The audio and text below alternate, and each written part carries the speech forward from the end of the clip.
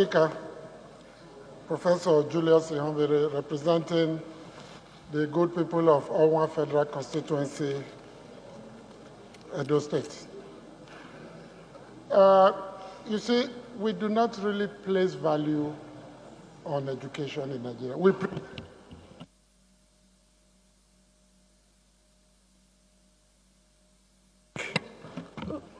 Minority Leader.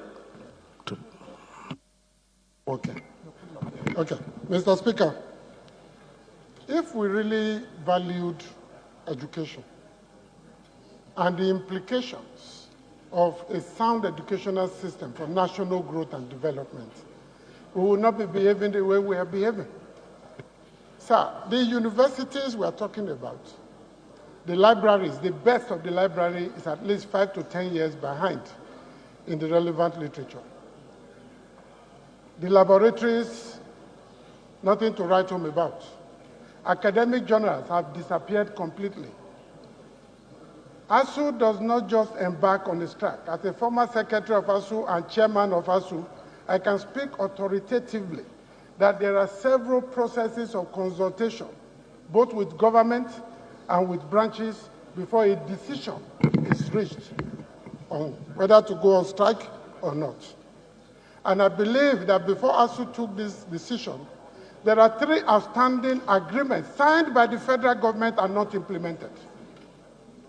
I mean, what do we want the union to do? So I think this is a great opportunity for this House, probably working with the Senate, to come up with a clear strategy on how to engage the federal government to live up to its own agreements. That is the problem. There is no other thing. The teachers are ready to perform their duties. The students, I believe, are also ready to go to school. But if we imagine the consequences of a disrupted academic calendar, we will better appreciate why this strike must not be allowed, to begin, much less continue. I want to appeal to our colleagues here, those who have connections with the big men in this country, to please educate them that when you sign an agreement, you should live up to the terms of that agreement.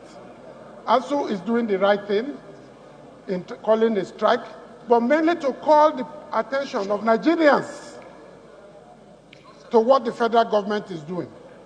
Not because they want to punish the students or prevent them from taking their exams or breaking the calendar. It is because the federal government has become notorious in signing agreements and not living up to the terms of the agreement.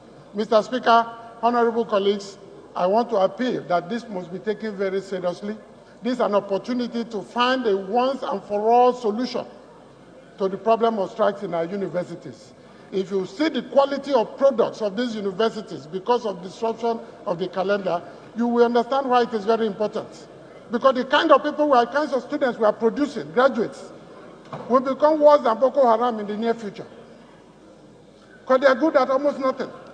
And you force them into the system, give them jobs, they damage the entire administrative, political, and planning processes. And we are back to square one. Over 6 decades after political independence, we are still where we are. We have not solved one single problem. One. Even as the one listed in O.A. Lawal that we all read for a while. Go back to that book, it's still in existence, and see if we have solved one problem since 1960. We should be embarrassed. The Nigerian ruling class is more than wearing big agbada, riding air-conditioned cars and building mansions in Asokoro and other places. We should be embarrassed that as a nation, we have not made progress decisively in any sector. And part of the problem is what is happening with ASU. We're going to be talking about our school children. You have governors with convoys of 20 cars, 30 cars. They're spending money to hire thugs, but they can't even build schools for their children. They can't feed the children once a day. What are we talking about as a people? Let's take ourselves more seriously, take our country more seriously, and do the right thing at the right time to save the future. Thank you very much, Mr. Speaker, for this opportunity.